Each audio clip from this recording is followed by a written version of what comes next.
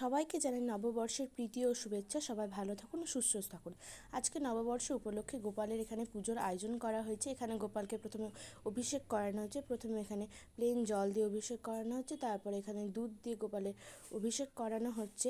সবাই এইরকম গোপালের নতুন নিত্য নতুন ভিডিও দেখতে হলে গোপালের এই চ্যানেলটিকে সাবস্ক্রাইব করবেন এবং লাইক করে দেবেন। এবং এখন গোপালকে মুছিয়ে দেওয়া হচ্ছে এবং নতুন জামা পরে দেওয়া হবে। গোপালের নববর্ষ উপলক্ষে যে জামা কেনা হয়েছে, এখন গোপালে একটা সুতির, গরমের জন্য একটা সুতির জামা নেওয়া হয়েছে, সেটা গোপালকে পরে দেওয়া হলো। গোপালকে নতুন জামা পরে কেমন লাগছে তোমরা অবশ্যই কমেন্ট করে জানাবে।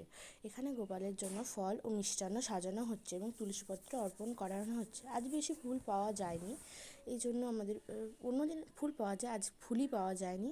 এখানে ধূপ ধুলো জ্বালিয়ে দেওয়া হলো। এবার শিবের অভিষেক করা হচ্ছে দুধ গঙ্গা জল দিয়ে। এখানে দুধ হলো, তারপর গঙ্গা জল দিয়ে অভিষেক করানো হচ্ছে। প্রথমে মা করবে, তারপর আমি অভিষেক করব। ওই জন্য আমি এক এক করে অভিষেকগুলো আপনাদেরকে শেয়ার করব। প্রথমে এখানে মা একটা কাঁচা বোঁঠা সহ আম দিয়ে দিল শিবকে। এবার ফুল দিয়ে শিবের পুজো করবে। মা এখানে ফুল অর্পণ করছে। আপনারা কিভাবে গোপালের পুজো করেন তা অবশ্যই আমাকে জানাবেন। এখানে বেলপাতা অর্পণ করা হলো শিবকে, 5টা বেলপাতা দেওয়া হয়েছে এখানে শিবকে। তারপর এখানে আমি আবার দুধ দিয়ে শিবকে অভিষেক করে নিচ্ছি। এখানে গঙ্গা জল দিয়ে করছি। এখানে গঙ্গা জলটা পড়ে যায়, গঙ্গা জলটা যেহেতু ঘরটা একটু ভর্তি ছিল, এখানে আমিও আম দিয়ে পুজো করে নিলাম।